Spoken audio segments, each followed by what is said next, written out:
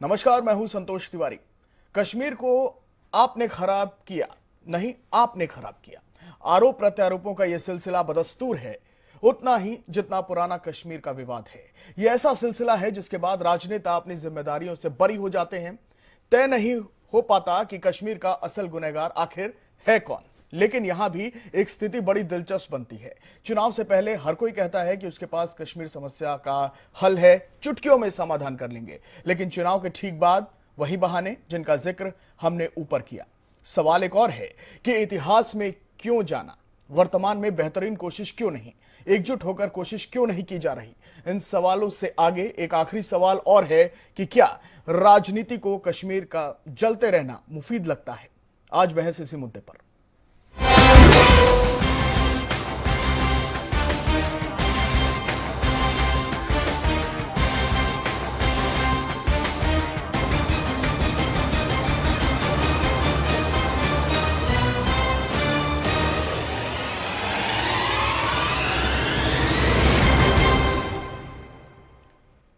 कश्मीर पर राजनीति फिर से गर्म हो रही है। कुछ लोग तीसरे पक्ष की मध्यस्थता की बात अब कर रहे हैं, तो कुछ लोग घाटी में मचे घमासान के लिए मोदी सरकार की नीतियों को ही जिम्मेदार ठहरा रहे हैं।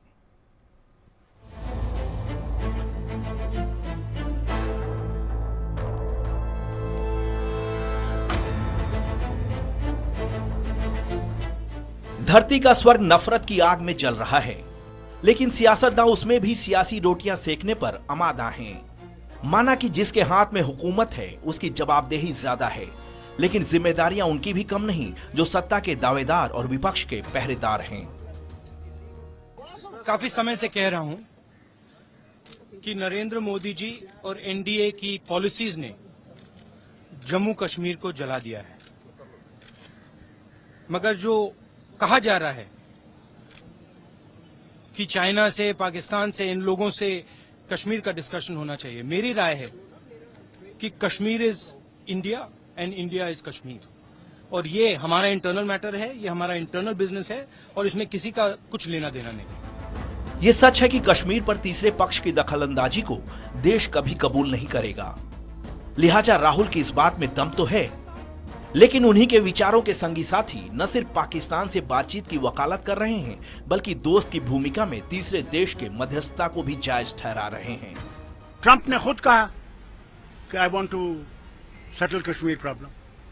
हमने थोड़ा कहा उससे। चीन ने कहा अभी कि I want to mediate in Kashmir. किसी को तो आपको इस्तेमाल करना पड़ेगा बातचीत करने। हम थोड़ा कहते हैं उनके हवाले कर दो।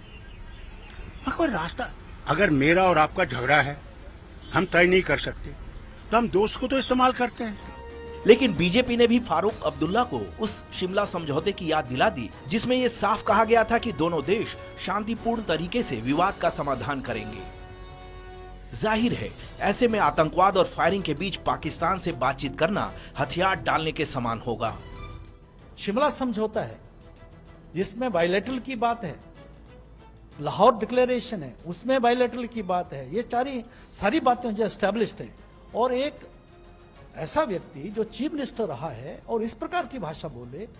26 अक्टूबर 1947 को जब महाराजा हरि सिंह ने भारत में जम्मू कश्मीर रियासत के विलय की घोषणा की थी, उस वक्त इसे शेख अब्दुल्ला ने भी मान्यता दी थी।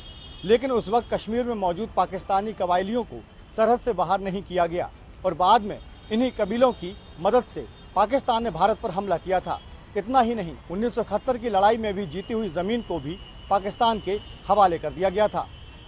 साफ है कि कश्मीर को लेकर शुरू से ही वोटों की राजनीति होती रही है और उसी का खामियाजा है कि पाकिस्तान एक से बढ़कर एक पाप किए जा रहा है। Raghavendra Dwivedi, news world India, Delhi. Jammu और कश्मीर एक ऐसा मुद्दा जिसको लेकर इस देश की सियासत होती रही है। हर राजनीतिक पार्टी का एजेंडा है, फॉर्मूला सबके पास है, लेकिन चुनाव जीतने के बाद या सरकार बनने के बाद किसी को कुछ सोचता नहीं है। हाँ, राजनीति बदस्तूर है, आतंकवादी हमले होते रहते हैं और आतंकवाद को लेकर बड़ी बड़ी बातें होती हैं, चाहे इस देश में या विश्व के किसी भी कोने में। रिप्रेजेंटेटिव हो या देश के प्रधानमंत्री, आतंकवाद को लेकर चिंता जताते हैं, फॉर्मूला किसी के पास नहीं है। आखिर वजह क्या है? मेरे साथ खास पैनल जुड़ गया है। अभय खन्ना मेरे साथ हैं, मीडिया डायरेक्टर हैं जम्मू कश्मीर स्टडी सेंटर की। बहुत बहुत स्वागत है आपका। Major general retired Vishambar Dayal sahab Noida studio में मेरे साथ है, बहुत बहुत स्वागत है आपका। आदिल सिंह बोपराय कांग्रेस के प्रवक्ता मेरे साथ जुड़ गए हैं। चूंकि बात राजनीति से ना शुरू होकर इस मसले को समझने की है, मैं आवा जी आपके पास आना चाहता हूं, आबा खन्ना जी, कि आखिर वजह क्या है, क्यों इस मामले को लेकर हम शुरू से समझे 65-70 साल के इस देश में एक मसला ऐसा है जिसको लेकर बोलते तो सब हैं, करता कोई कुछ नहीं। क्या किसी के पास कोई फॉर्मूला नहीं है या फिर एक ऐसा मुद्दा है जिसको लेकर राजनीति सबकी चलती रहे?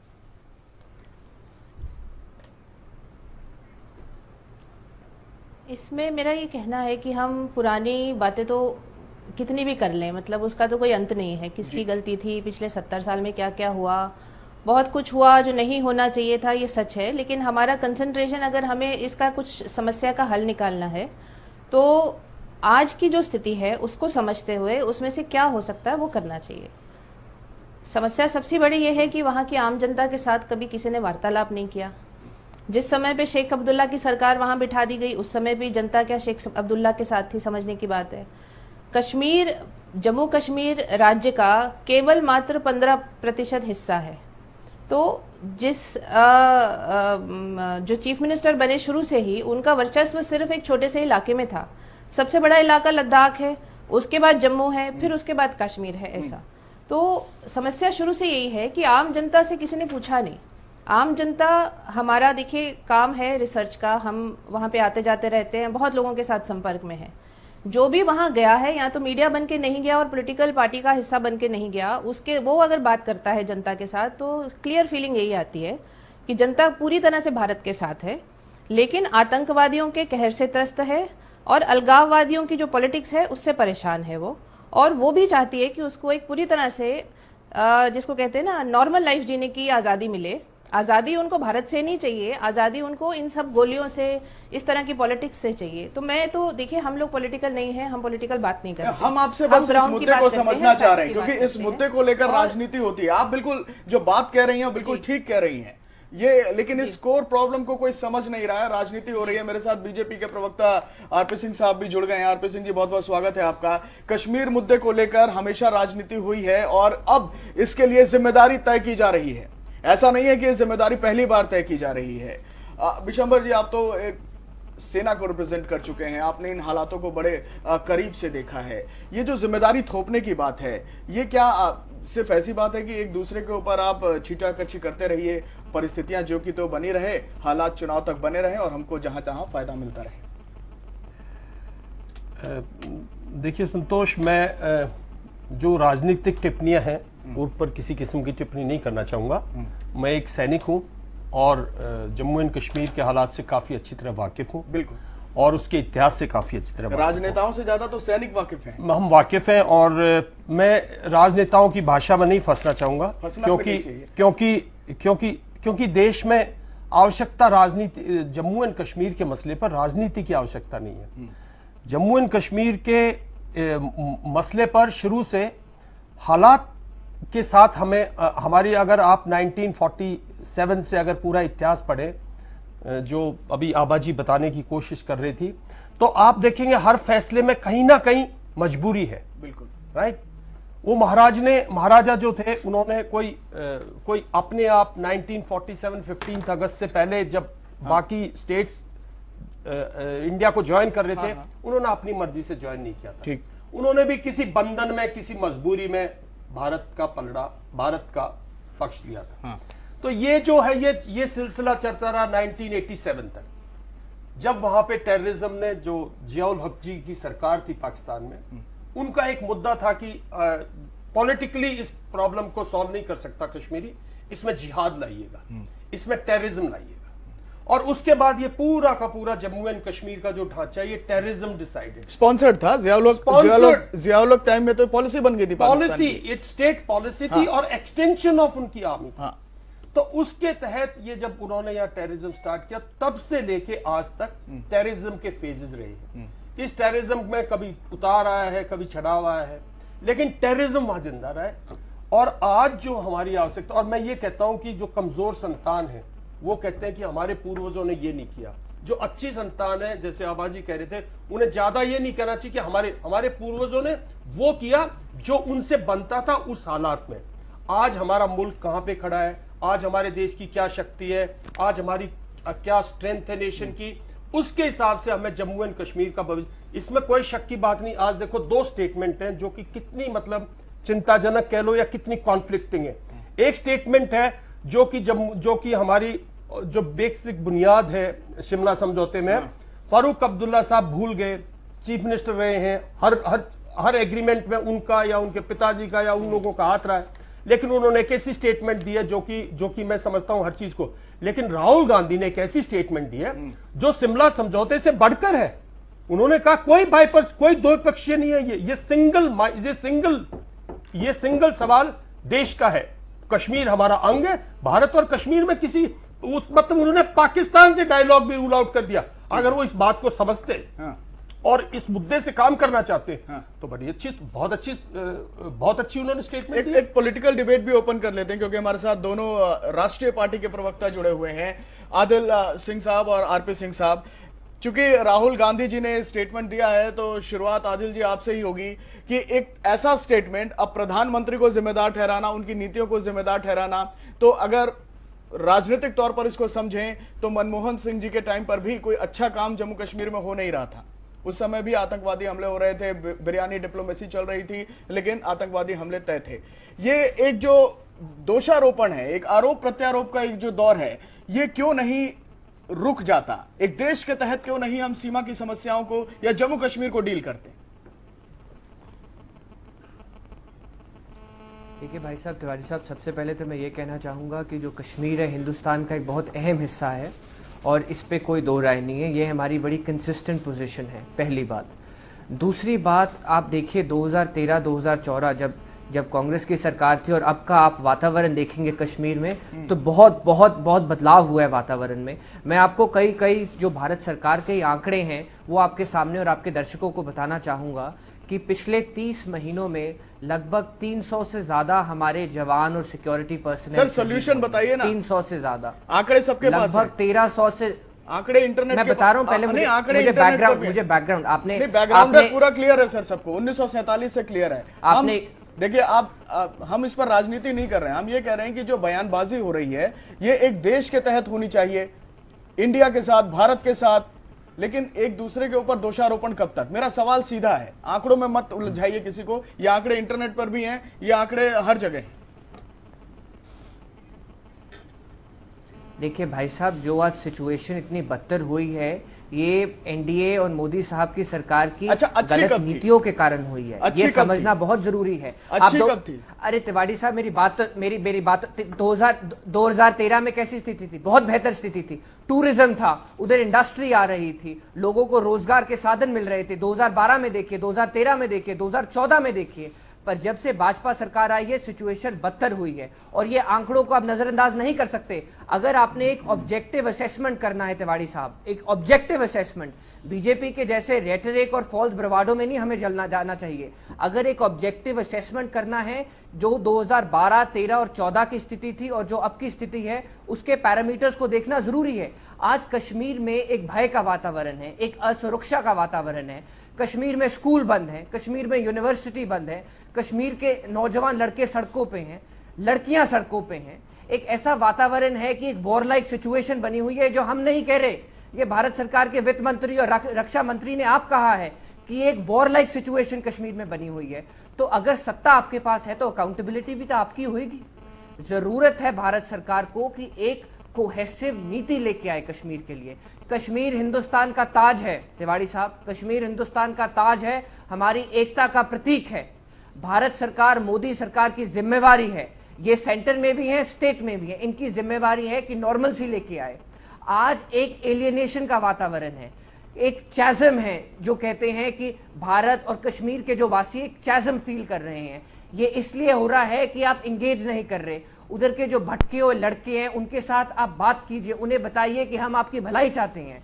कश्मीर के लोग हिंदुस्तान के नागरिक हैं, हमारी शान है, और भारत सरकार क्या कर रही है, मोदी सरकार क्या कर रही है, वो कश्मीर को एक राजनीतिक मुद्दा बनाया हुआ है। उन्होंने एक राजनीतिक मुद्दा बनाया हुआ है जिससे वो सियासत करना जवाब ले लेते हैं। और जो आप कैजुअलिटीज देख रही हैं, और भी पक्ष है। और भी पक्ष हैं, से ज्यादा हमारे बच्चों की आंखें चली गई। बोपराय साहब, और भी पक्ष हैं, एक एक करके। आपके पास तो बहुत सारे आंकड़े हैं, बहुत सारे पॉइंट। आरपी सिंह साहब, कुछ ऐसे तथ्य हैं जिसको लेकर सवाल तो उठने चाहिए। मैं इसको राजनीति से बिल्कुल नहीं जोड़ रहा, मैं इसको फारूक अब्दुल्ला साहब के बयान से नहीं जोड़ रहा। राहुल गांधी ने जो कहा है, एक विपक्ष की भूमिका है, उनके साथ बहुत अच्छा खासा राजनीतिक समर्थन भी है विपक्षी दलों का। पीएम की नीतियां वहां फेल हो रही हैं, बच्चों के स्कूल्स पर हमले हो रहे हैं, बच्चों को वहां से इवैक्यूएट वज्रपात वाले वाहनों में किया जा रहा है। ये स्थितियां कहीं ना कहीं मजबूर करती हैं एक बार फिर से सोचने पर, अपनी पॉलिसीज पर। चलिए, मैं बहुत धन्यवाद आपका। आदिल साहब, मैं अपेक्षा करूंगा कि मैं कुछ बातें आपसे भी कर लूंगा और आप बीच में टोकेंगे नहीं। आदिल साहब, कोहेसिव पॉलिसी की आपने बात करी, आपने कहा स्टोन पेल्टर से बात करें, आपने कहा वहाँ पे कश्मीर में हुर्रियत वालों से बात करें। आपके नेता वहाँ जाकर हुर्रियत वालों से बात भी करने की कोशिश करते हैं, वहाँ उनके दरवाजे भी खटखटाते हैं और वहाँ से वापस मोड़ भी दे जाते हैं। और कई बार थोड़ा आर्मी को लेकर कोई ठठास सा लगता है, कोई मजाक सा किया जाता है उन हुर्रियत के नेताओं के द्वारा, और वो कहा जाता है कि कश्मीर तो आपके साथ इसलिए कि आर्मी है, और आपके नेता उनके साथ बड़े जोर से ठहाका भी लगाते हैं। ये है हकीकत। मैं चाहूँगा आप जब ये कहते हैं कोहेसिव पॉलिसी क्या हो, जरा उसके बारे में व्याख्यान करते हैं। एक दूसरा ये भी बता दें कि बातचीत किससे करी जाए, हुर्रियत से करी जाए, अलगाववादियों से करी जाए, जिनके पास बंदूक है उनसे करी जाए, हिजबुल वालों से करी जाए, जो कश्मीर के अंदर कैलिफेट लाना चाहते हैं, कश्मीर में एक अलग प्रकार का कानून बनाना चाहते हैं, कश्मीर को एक इस्लामिक स्टेट बनाना चाहते हैं और वहाँ से वो शुरू करना चाहते हैं, उनसे करी जाए। और जहाँ तक इतिहास का बात है, अभी जनरल साहब बता रहे थे सन 1948 से लेकर सन 1987 तक जो गलतियाँ हुई और फिर उसके बाद 2004 से लेकर 14 के बीच में जो हुआ, कि उसका खमियाजा हम लोग भुगत रहे हैं। जनरल साहब इसको वाउच करेंगे कि आज जितनी छूट आर्मी को है कश्मीर के मामले में, उतनी छूट जितनी आर्मी और ओवरऑल फोर्सेस को है उतनी छूट कभी नहीं थी। जितने आतंकवादी इन दिनों में शहीद, मतलब उनको मारा गया, जितने आतंकवादियों को वहाँ पे मार दिया गया, इतने आतंकवादी कभी उससे पहले मारे नहीं गए। ये सोचा जाए, 48 में प्लेबसाइट की बात करने कौन गया था? 71 के अंदर हम जीत चुके थे, उस समय टेबल पे किसने सरेंडर कर दिया था? 87 के अंदर अगर वो फ्रॉड वाला इलेक्शन नहीं हुआ था, जब आप फारूक अब्दुल्ला साहब को बैठाना चाहते थे चीफ मिनिस्टर, अपने मित्र को राजीव गांधी, मैं जवाहरलाल नेहरू, इंदिरा गांधी की बात राजीव गांधी बता रहा हूँ, वो अगर ना करते, उसके बाद से वो सारा मामला ना गड़बड़ होता, तो 79 से लेकर जो वापस आज तक जो आतंकवाद का मोल खड़ा हुआ, उससे फिर पाकिस्तान ने छेड़खानी शुरू करी, वो आज नहीं बनता। अगर यही मामला 2010 और 8 के अंदर ये जो पत्थरबाजों वाला मामला शुरू हुआ, तब आपने थोड़ा ठीक फैसले किए तो ठीक हो गया था। और मैं वापस, ये कोई झगड़ा फिर कांग्रेस का नहीं, ये झगड़ा इस बात का है कि इस समय देश को एकजुट होकर जो कश्मीर को लेकर पॉलिसी देश की है, जिसको लेकर देश के पार्लियामेंट ने जो फैसला किया गया है उसकी बात करें। जो पार्लियामेंट ने फैसला किया उसके ऊपर चलें, उस पर करें। ये अगर खींचातानी की बात करें और एक दूसरे पर बदतमीजी की बात करेंगे तो बहुत कुछ है जो बताने के लिए काबिल। बिल्कुल, और यही नहीं होना चाहिए। कश्मीर आरपी सिंह साहब, आपने कुछ तथ्यों को तो रखा है, ठीक है। एक मिनट बात, अपनी छोटी बात, आपने अपनी बात कंप्लीट, सर प्लीज। मैं एक बात, आपके पास, क्योंकि यही एक सवाल नहीं है आपसे। संतोष, आधा सेकंड और दे दो, आधा सेकंड। अच्छा ठीक है, संतोष, आधा सेकंड और प्लीज।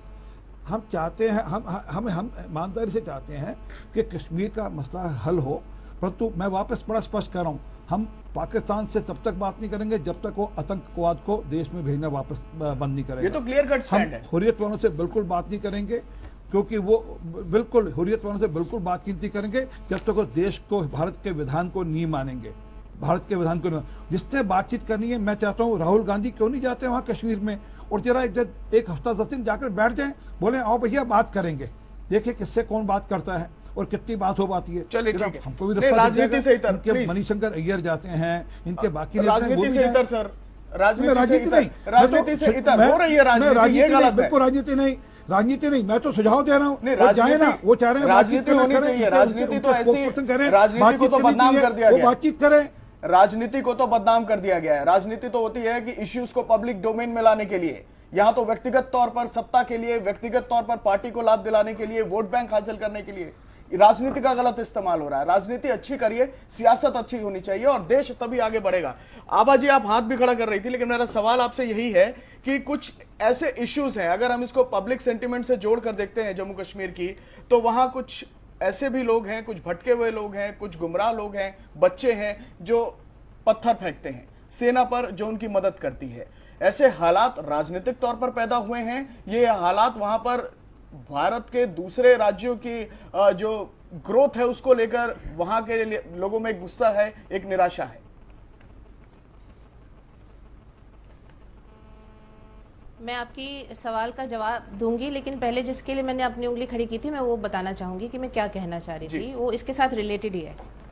देखिए, जब ये बात होती है ना war like situation in Jammu and Kashmir, तो हम दो चीज़ों को ऐसी चीज़ों को जोड़ देते हैं जिनका एक्चुअली जुड़ाव होना नहीं चाहिए।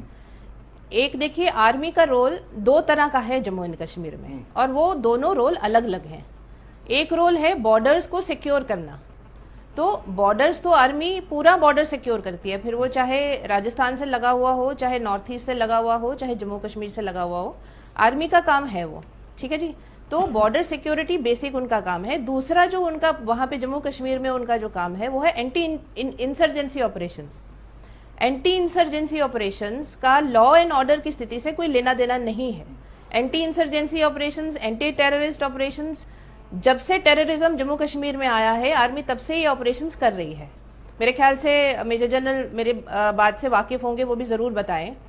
बॉर्डर सिक्योर करने के लिए बेसिकली आर्मी वहां पे तैनात है, और जब जब काउंटर इंसर्जेंसी ऑपरेशंस करने पड़ते हैं, एनकाउंटर्स करने पड़ते हैं, तो उसमें आर्मी इन्वॉल्व होती है। लेकिन law and order situation is only with the police and with the CRPF. Police और सीआरपीएफ सिर्फ उसको देखती है। तो ये जो war like situation in Jammu and Kashmir बताया जा रहा है ना जी, ये ठीक बात नहीं है। दूसरी बात, जहां तक आपने जो क्वेश्चन पूछा कि वहां की जो स्थिति है, वहां की जो ये पॉलिटिक्स वगैरह की जो हमारी सारी बात चल रही है, जम्मू कश्मीर, मैंने जैसे पहले कहा कि जम्मू कश्मीर के लोगों के साथ हमारी बातचीत नहीं हो रही। हम बार बार बात करते हैं कि बातचीत चलनी चाहिए, तो बातचीत चलनी चाहिए, किसके साथ चलनी चाहिए? हुर्रियत के साथ चलनी चाहिए। तो समझने का विषय यह है कि हुर्रियत कौन है? हुर्रियत अलगाववादी लोग हैं जो भारत से अलग होने की बात करते हैं।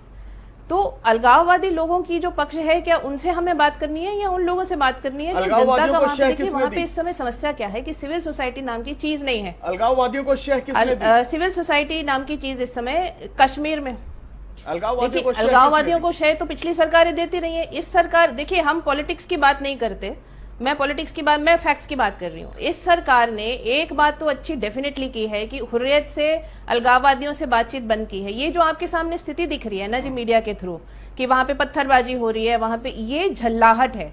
अगर कोई भी स्ट्रेटेजिस्ट बैठ के सोचेगा वो आपको पहले ही बता देता कि ये सिचुएशन बनने वाली है। क्या है कि पहले की सरकारों में, आप भी मीडिया से जुड़े हुए हैं, मैं भी मीडिया से जुड़ी हुई हूँ, आपको ध्यान होगा पहले की सरकारों में बार बार ये बात आती थी कि जब भी इस तरह की घटनाक्रम शुरू होता था, हुर्रियत से बातचीत, भारत सरकार एक अलगाववादी संगठन से जो एक स्टेट के 15% हिस्से में भी जिसका पूरा वर्चस्व नहीं है, उसको मैसेज भेजता। मेरी बात सुनिए। आपने बिल्कुल अपनी बात को रखा है। इस बात को समझने में और कहूंगी कि उस जी बिल्कुल कंप्लीट करिए प्लीज। नहीं, मेरा आपने पत्थरबाजों के बारे में पूछा ना जी, वो कौन है? तो हमको ये समझना पड़ेगा कि पत्थरबाज हमारा वहां पे जो दिखता है आपको, वो टीनेजर है। देखिए, वो एक उम्र ऐसी है जिसमें बच्चों को गलत रास्ते पे ले जाना बहुत आसान है। वहां का एक वर्ग बच्चों का ऐसा जरूर है जो उस गलत रास्ते में उन लोगों के हत्थे चढ़ गया है, लेकिन वो मेजोरिटी को रिप्रेजेंट नहीं कर रहा। राजनीतिक ये आपके सामने जो ठीक है आबा जी, आपके सामने जो पिक्चर बनी, बिल्कुल आबा जी आप सही बात कह रही हैं, लेकिन परिस्थितियां ये है कि आखिर जिम्मेदारी किसकी तय की जाए? आप आर्मी को उनके कामों को गिनाना शुरू कर दें, आप जम्मू कश्मीर पुलिस को या फिर इंटेलिजेंस को उनके कामों को गिनाना शुरू कर दें। राजनीति भी तो कुछ अच्छी नहीं हो रही है वहां पर, सियासतों को लेकर या सियासतदानों के बयानों को लेकर जो तस्वीर एक विश्व पटल पर जा रही है वो कहीं ना कहीं कंफ्यूज कर रही है। चर्चा हमारी जारी रहेगी, एक छोटे से ब्रेक के लिए रुक रहे हैं।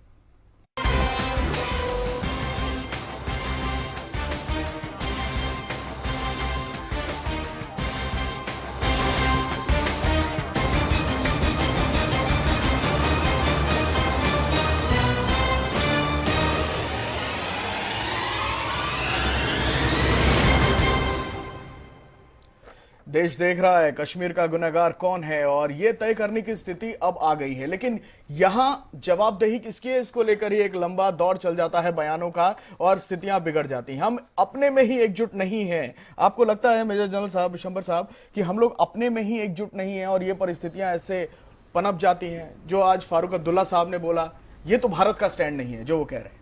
बिल्कुल, जो आज फारूक अब्दुल्ला साहब ने बोला, मैं समझता हूँ वो निंदनीय है। और वो जिस भी तरह से उसको पेश कर रहे थे, ट्रंप का नाम लेके, चाइना का नाम, चाइना को कहां से उठा के ले आए बीच में, ये बहुत ही निंदनीय स्टेटमेंट। चाइना के अंदर क्या बिल्कुल साहब इश्यू है? बिल्कुल किसी भारतीय को आज ये मंजूर नहीं है कि हमारे कश्मीर के मुद्दे पर हम किसी चाइना, अमेरिका या किसी से बात करें और उसका दखलंदाज बर्दाश्त करें। और जहां तक राहुल गांधी की बात है, मैं समझता हूं अच्छी बात की, हमें तो इसमें पाकिस्तान का भी मतलब दखलंदाज नहीं चाहिए। हमारा अंदरूनी मामला, हम इसका फैसला करेंगे। मैं कुछ 2-3 मुद्दों पे आना चाहता हूं। पहली बात तो मैं ये स्पष्ट करना चाहता हूं आपके टीवी चैनल पे, 91 से जब तक सिक्योरिटी फोर्सेज वहां एक्टिव हुई है, 93 से 2003 तक मिलिटेंसी में एवरी ईयर मिलिटेंट टेररिस्ट के 100 से 200 तक टेररिस्ट हमने एलिमिनेट किए। सिक्योरिटी फोर्सेस का एक मिसकंसेप्शन है कि हमारे को, देखिए मैं ये कहना चाहता हूं, देश को हमें कभी गुमराह नहीं करना चाहिए। इस देश की सिक्योरिटी फोर्सेस जब से टेररिस्ट से लड़ाई लड़ रही हैं, वो फ्री हैं, उनको फ्री हैंड है, वो किसी के बंधन में नहीं है। ठीक, ये मैं मानता हूं कि एक ये सिक्योरिटी फोर्सेस के लिए बहुत बड़ा मोरल बूस्ट होता है अगर गवर्नमेंट इन पावर उसको खुल के बोले, जो आज बीजेपी बोलती है। वरना सिक्योरिटी फोर्सेस को कभी किसी किस्म की रिस्ट्रिक्शंस नहीं थी। जम्मू एंड कश्मीर में सिक्योरिटी फोर्सेस ने तालमेल, आज मैं मानता हूं कुछ चीजों में तालमेल आज बहुत अच्छा है सिक्योरिटी फोर्सेस का।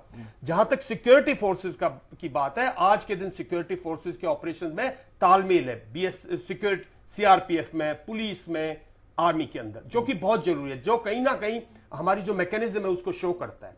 लेकिन एक बात मैं स्पष्ट करना चाहता हूं कि सिक्योरिटी फोर्सेस तो अपना काम कर रही हैं और वहां पिछले 27 साल से सच्ची निष्ठा से काम कर रही हैं। आज आपकी सच्ची निष्ठा है सरकार की, कोई शक में नहीं है। आज आपका बिल्कुल, आपकी नीयत भी बहुत अच्छी है। आप कश्मीर का हर पॉलिटिकल पार्टी फैसला करना चाहती है, लेकिन जो ग्राउंड के हालात हैं आज बहुत गंभीर है।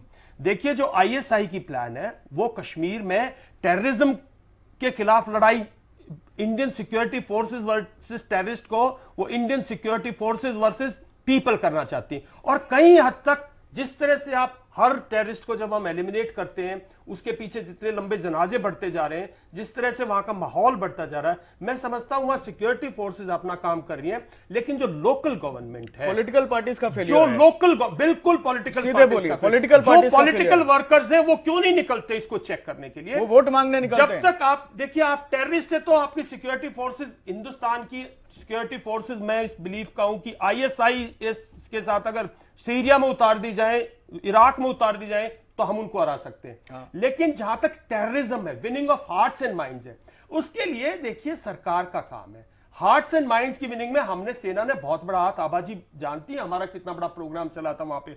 हार्ट्स और माइंड्स में कहीं ना कहीं हम पिछड़ गए, क्योंकि अगर हमारे नौजवान को कोई गुमराह कर रहा है तो इस, देखिए, जब किसी का भी बच्चा जाता है, चाहे वो टेररिस्ट हो चाहे कुछ भी हो, उसका हार्ट में मान सकता हूं, लेकिन माइंड पे उसका माइंड गेम, देखिए वो सरकार का काम है साहब।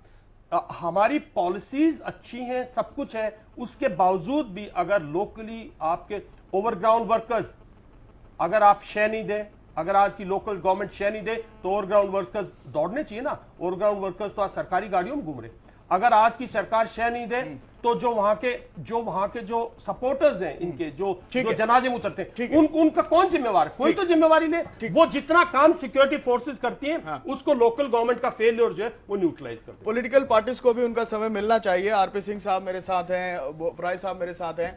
सवाल, चूंकि आप लोग सत्ता में हैं आरपी सिंह साहब, बोपराय साहब तो आंकड़े गिना रहे हैं और वो कोई गलत आंकड़े नहीं गिरा रहे हैं, मैं उनके आंकड़ों को दरकिनार नहीं कर रहा हूं, लेकिन हम आंकड़े कब तक गिनते रहेंगे?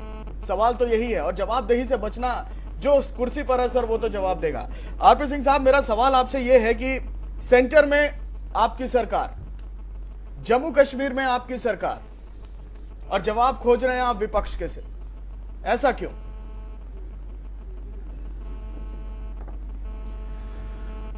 देखिए, मैं वापस कहता हूं, हमारी सरकार पूरी जिम्मेवारी के साथ, वहां पे जो लोकल गवर्नमेंट है और जो सेंट्रल गवर्नमेंट है, पूरी जिम्मेवारी के साथ वहां काम कर रही है।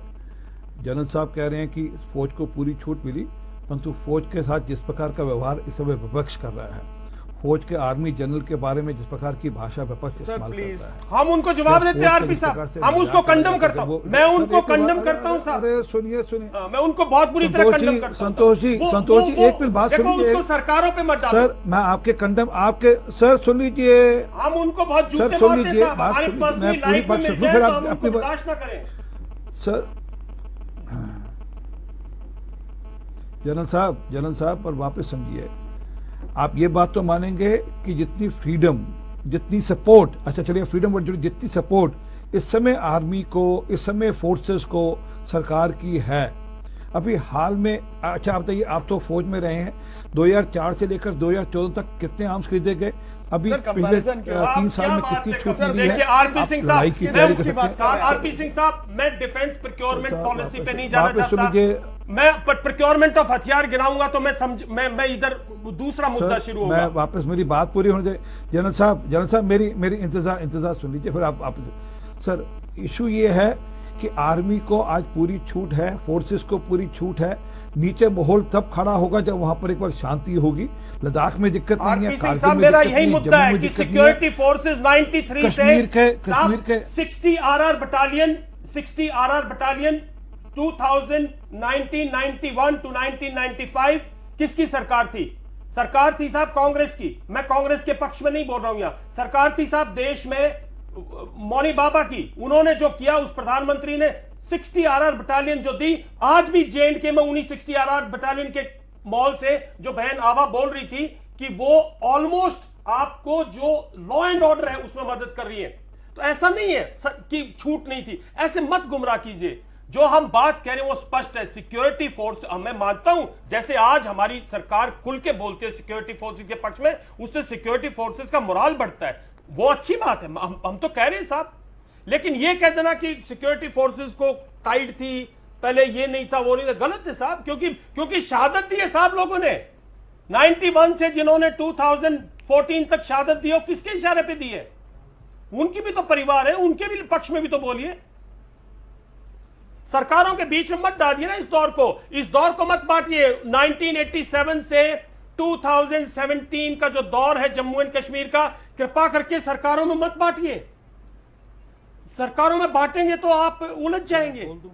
मैंने बोला शुरू में साहब, फेजेस हैं इसके। जवाब ले लेते हैं, जवाब लेते हैं। अब जी जनरल साहब, इसी सरकार ने हुर्रियत से बात करने से मना किया। जो आर्मी गेन करती है वो आप वापस लूज कर देते हैं सरकारें वहां पर। जो आर्मी वहां ग्राउंड गेन करती है वो वापस से सरकारें लूज कर सकती हैं। मैंने कहा शुरू से हो ये रहा है कि आर्मी वहां पे गेन करती है, वहां पे ग्राउंड बनाती है, वहां एक पीसफुल प्रोसेस का ग्राउंड बनाती है, वहां पर एक माहौल खड़ा करती है, चुनाव करने का माहौल खड़ा करती है।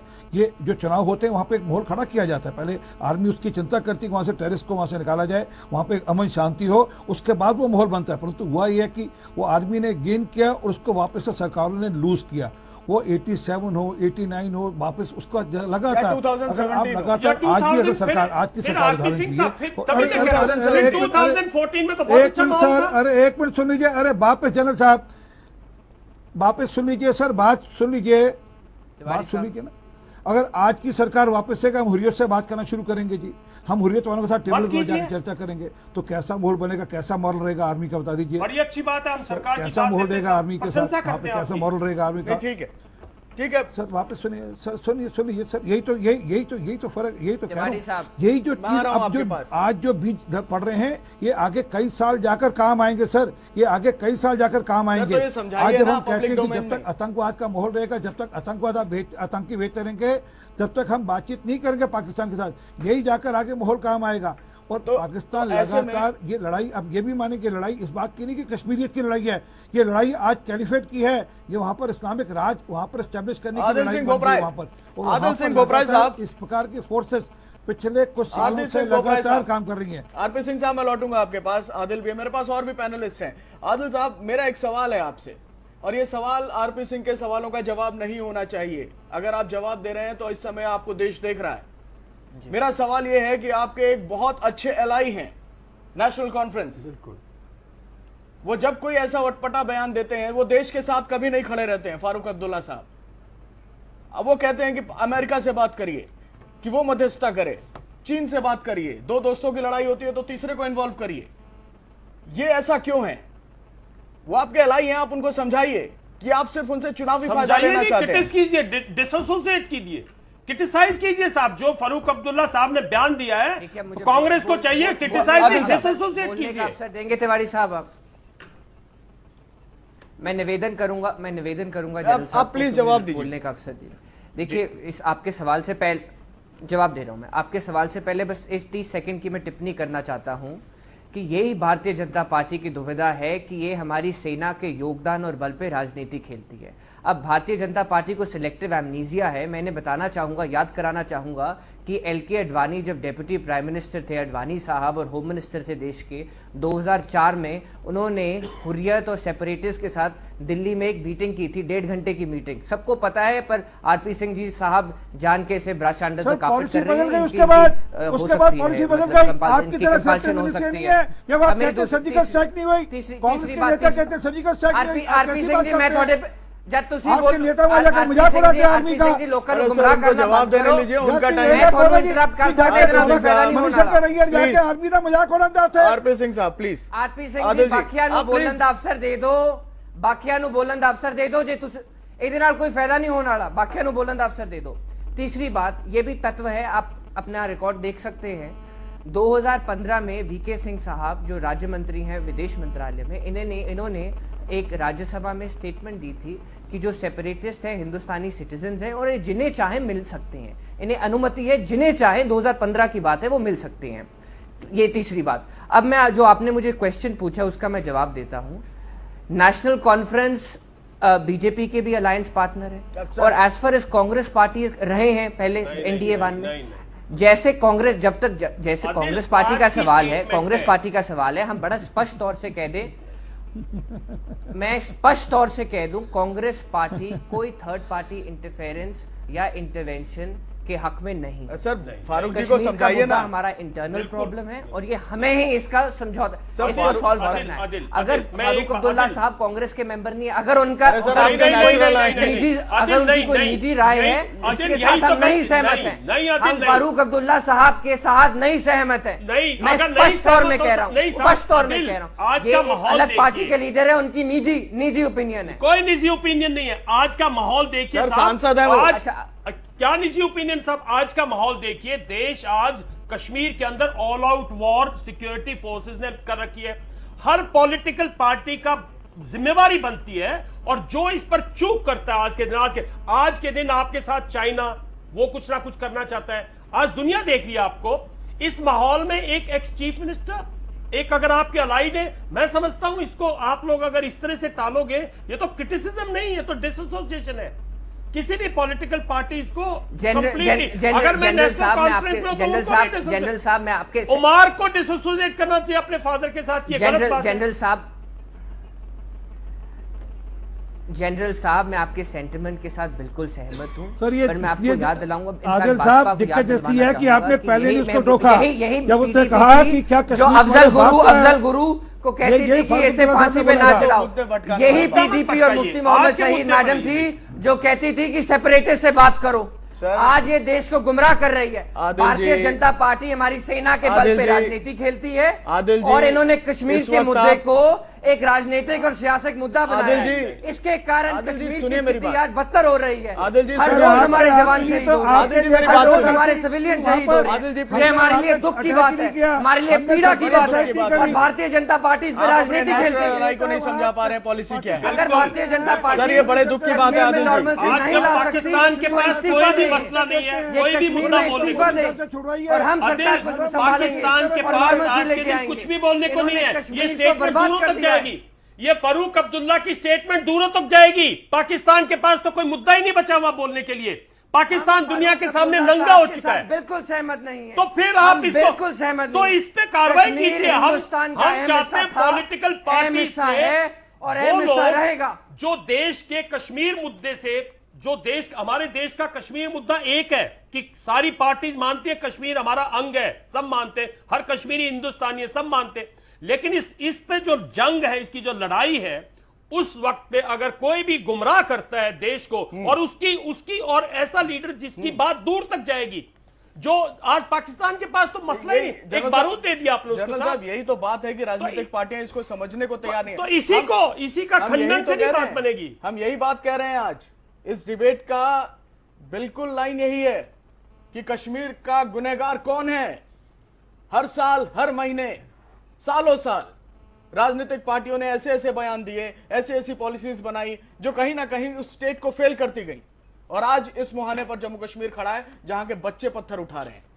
यह सवाल जल रहा है सर, देश जम्मू कश्मीर को देख के जल रहा है कि जम्मू कश्मीर हमारा है। यह बताने की जरूरत नहीं है राजनीतिक पार्टियों को। विशंबर जी हमारे साथ जुड़े, बहुत बहुत शुक्रिया। इनको कहीं जाना है, लेकिन मेरा सवाल आभा जी आपसे यहां बनता है। आपने बच्चों की बात कही, बहुत अच्छी बात है। यहां पर सिविल सोसाइटी का भी जिक्र होता है, लेकिन सिविल सोसाइटी काम नहीं करती है। राजनीतिक पार्टियां सिर्फ वोट लेने आती हैं, आपदाएं आती हैं तो उसमें कहीं ना कहीं देश की सेना मदद करती है। सवाल उन्हीं सेनाओं के ऊपर आके खड़ा हो जाता है। यह तो एक ऐसा चरित्र है जो हमेशा कहीं ना कहीं आकर इस पूरे मामले को कमजोर करता है।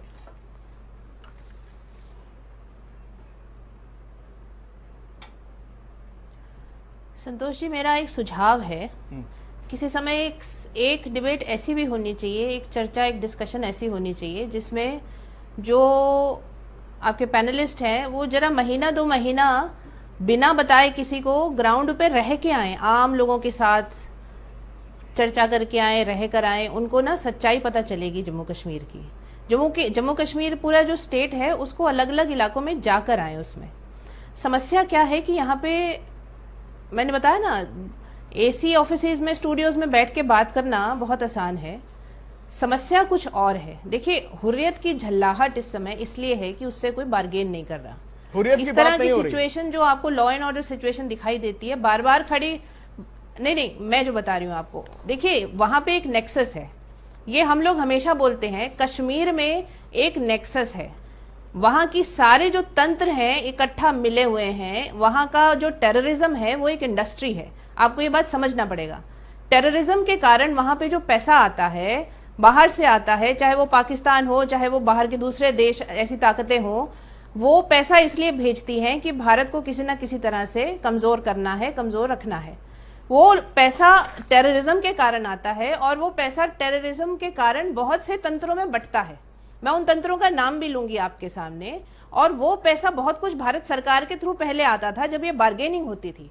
तो कि आप ये सिचुएशन को ठीक करवा दीजिए, हम आपको इतना पैकेज देते हैं। आप मुझे बताइए, करोड़ों का पैकेज इतने सालों से जम्मू कश्मीर राज्य को मिल रहा है, जिसमें से अक्सर ये बात आती है कि 80% उसका जो है वो कश्मीर जाता है। आप कभी कश्मीर गए संतोष जी? आप कभी श्रीनगर गए जो कैपिटल सिटी है? बिल्कुल मैं वहां पे आपको आम जनता के पास वो पैसा पहुंचा हुआ नहीं दिखाई देगा। आपको वो पैसा पहुंचा हुआ नहीं दिखाई देगा। डेवलपमेंट नहीं है वहां पे, सड़कें ठीक नहीं है वहां पे।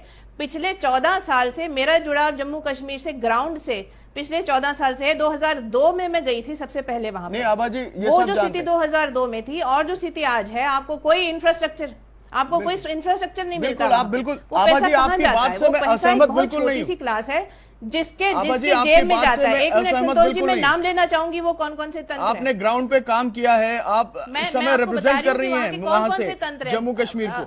मेरा सवाल ये नहीं, आप ये डिबेट सुन रही थी, आपने इन तमाम चीजों को सुना। मैं चाहती हूँ कि वहां की नहीं बात जो आती है ना, जो जनरल साहब ने कहा, संतोष जी जो बात बिल्कुल ठीक कही कि लोकल गवर्नेंस क्या है, कि कश्मीर रीजन का जो तंत्र है बन ऐसा गया है कि वहां की ब्यूरोक्रेसी, वहां का पॉलिटिशियन, वहां का सेपरेटिस्ट और वहां का मीडिया नहीं चाहता है कि ये सोल्यूशन निकले। मैं बड़ा स्पष्ट बता रही हूँ आपको। वहां का मीडिया आपको बार बार वही इमेजेस, मुझे आप बताइए, आपने कोई पॉजिटिव स्टोरी आज तक देखी कश्मीर की? मैं आपको 10 लोग मिला दूंगी जो वहां पे घूम कर आए हैं, 20-20 दिन रह के आए हैं, जिनको कोई ऐसी स्थिति नहीं मिली, ना पत्थरबाजी मिली, ना अलगावादी नारे मिले। बिल्कुल नॉर्मली वो रह कर आए हैं, घूम के आए हैं, खुश होकर आए हैं वहां पे। ये स्थिति, मीडिया भी वहां की उतना ही भागीदार है उस नेक्सस की। मैं बता रही हूँ आपको, जो आपके सामने बार बार एक ही पिक्चर लाने की कोशिश करती है। क्यों नहीं हम कभी भी कुछ पॉजिटिव दिखाते? वो दिखाने का जो जो जनरल साहब ने कहा ना कि माइंड गेम, ये माइंड गेम खेला जा रहा है हमारे साथ और हम उसके बार बार उसके जिसको कहते हैं विक्टिम बने जा रहे हैं। हम उससे आगे सोच नहीं पा रहे हैं। बिल्कुल, हम क्यों नहीं बैठ के डिस्कस करते कि सोल्यूशन क्या क्या हो सकता है? चार सोल्यूशन टेबल पर लेकर आए। सोल्यूशन तो कोई डिस्कस ही नहीं करना चाहता आबाजी। सोल्यूशन कोई नहीं डिस्कस करना चाहता। नए आइडियाज, सोल्यूशन कोई डिस्कस नहीं करना चाहता। जजमेंट करते हैं। इस बात को तो अब आप भी समझ रही हैं, आपने इतना काम किया है वहां जमीन पर, सोल्यूशन कोई नहीं डिस्कस करना चाहता। इसका पॉलिटिकल सोल्यूशन जो डिस्कस कर सकते हैं आरपी सिंह साहब और आदिल बोपराई साहब मेरे साथ जुड़े हुए हैं। मैं चाहूंगा कि आरपी साहब आपसे मैं शुरू करूं। फौजों को सामने रख देना, फौजों के जरिए जम्मू कश्मीर की सियासत को समझाना, जम्मू कश्मीर में चुनाव कराना, महबूबा मुफ्ती का प्रधानमंत्री से मिलना, फंड देना, मदद करना, सब अपनी जगह सही है सर। ये देश जानता है कि जम्मू कश्मीर भारत का अभिन्न हिस्सा है। हम इसकी एक लड़ाई लड़ रहे हैं। इसको आज इस लड़ाई को लड़ते लड़ते क्या हम ताकतवर बन गए हैं, या हम कमजोर बन गए हैं, या हम आश्रित बन गए हैं? आरपी सिंह साहब, ये सवाल आपसे।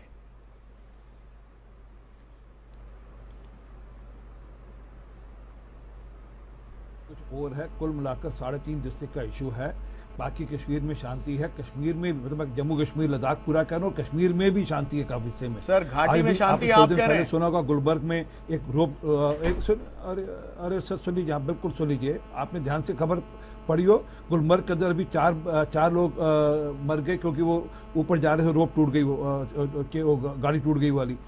समझिए बात को, ये अलग प्रकार का एक नैरेटिव क्रिएट किया जा रहा है। हाँ, वहां पर एक प्रकार से अलगाववाद नहीं, वहां पर इस्लाम का राज लाने की कोशिश की जा रही है, उसको फंड किया जा रहा है, उसको पाकिस्तान की ओर से फंड किया जा रहा है। और जो आबाजी कह रही थी कि एक डिस्कनेक्ट है, क्योंकि इतने सालों में जो पैसा वहां गया वो लंदन में बंगले खरीदने के लिए यूज किया गया, वो देशों में पैसा साइकिलिंग किया गया बड़े बड़े बंगले खरीदने के लिए। वहाँ गरीब आदमी को, वहाँ जो आम आवाम है उस तक वो पैसा पहुंचा नहीं, ये उसके कारण से एलिनेशन बढ़ा है। और उस एलिनेशन के अंदर पाकिस्तान ने घी में आग में घी डाला, ये कर कर कि वहाँ के बच्चों को हुर्रियत के माध्यम से कई करोड़ों 100 करोड़ रुपए भेजा गया। वो बच्चों को कुछ 100 रुपए देकर, किसी को 1000 रुपए देकर पत्थरबाज बनाया गया है। नहीं देखिए, अलग प्रकार की तालीम वहाँ पर शुरू की गई। ठीक है, अगली बात जो, अरे सुनिए जो अगली बात कहने जा रहा हूँ, नहीं वहाँ पर आरपी जी मेरे पास समय की कमी है, प्लीज आदिल जी के पास भी मुझे जाना है। पिछले 12 लियाकत नेहरू पैक्ट भी पढ़ लीजिएगा सर, आपने पढ़ा भी होगा, मुझे पूरी जानकारी है, आप इसकी जानकारी रखते हैं। उसके अंदर जो आप इस्लामिक और ये बार बार दूसरे कास्ट का नाम ले रहे हैं, उसके अंदर बहुत ऐसी बातें, लेकिन उसको फॉलो नहीं किया गया। मेरा सवाल आपसे आदिल बहुत सिंपल है। तिवारी साहब, नहीं, मेरा सवाल आपसे बहुत सिंपल है सर। आभा जी को आपने सुना, आभा जी तो मीडिया जगत से आती हैं और मीडिया से ही ना खुश हैं, पॉलिटिकल पार्टीज तो बहुत दूर की बात है। नेशनल कॉन्फ्रेंस के फारूक अब्दुल्ला जैसे नेता अगर ऐसे बयान देंगे तो हम कश्मीर की लड़ाई मिलकर कैसे लड़ पाएंगे? आदिल जी देखिए, आज जरूरत सोल्यूशन की बात करें तो जरूरत है आज कि केंद्र सरकार को, राज्य सरकार को जो नौजवान हैं उनके साथ इंगेज करे, उनसे बातचीत करे और साइमल्टेनियसली जो आतंकवादी हैं उनके साथ उनके खिलाफ कार्रवाई करे, सख्त से सख्त कार्रवाई करे। अब समय नसीहत का नहीं है, अब समय कार्रवाई का है।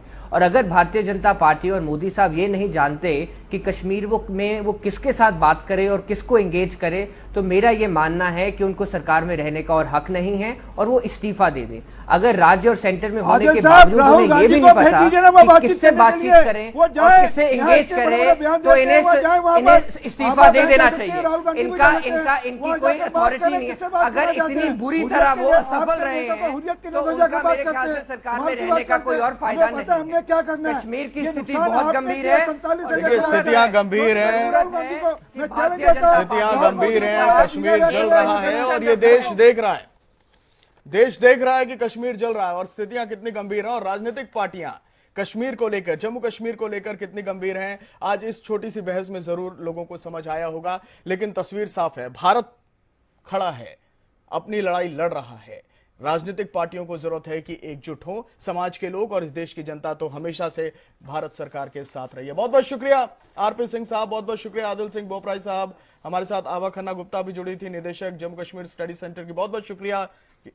लेकिन परिस्थितियां आज सुधर जाएं तो बेहतर है, क्योंकि भविष्य को लेकर चिंता जम्मू कश्मीर के लिहाज से तो बरकरार रहती है। हमारे खास पेशकश में आज बस इतना ही।